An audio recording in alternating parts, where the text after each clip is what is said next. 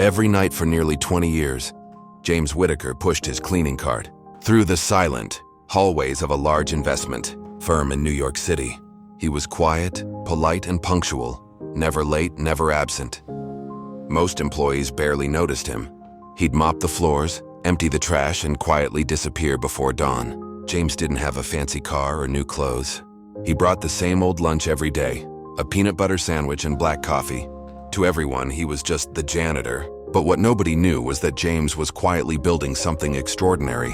When James passed away at 67, the company's HR department reached out to contact his family. That's when the first shock came. James had no living relatives, but what he left behind stunned everyone. Inside a small safety deposit box at the local bank was a single envelope.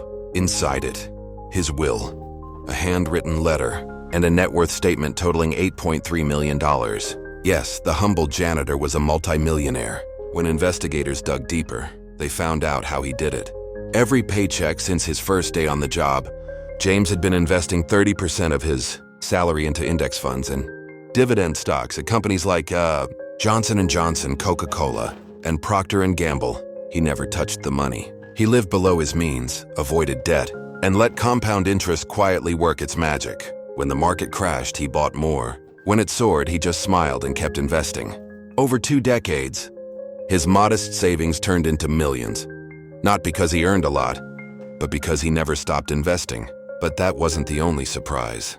In his letter, James wrote, "I've cleaned your offices for 20 years. I've seen people chase money, but few chase peace. I never needed to be rich. I just wanted to prove that even ordinary people can build extraordinary wealth. One small choice at a time." He donated half of his fortune to scholarships for underprivileged students, the children of janitors, cleaners, and low-wage workers.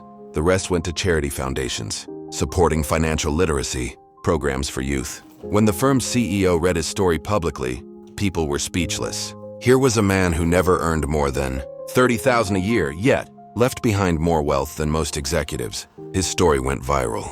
News outlets called him the Millionaire Janitor. People around the world were inspired by his discipline and humility. Today, his name lives on through the Whitaker Scholarship Fund, helping hundreds of kids finish college. And every year, the company holds a quiet ceremony in his honor. Not just to remember a janitor, but a man who taught everyone that true wealth isn't about how much you earn.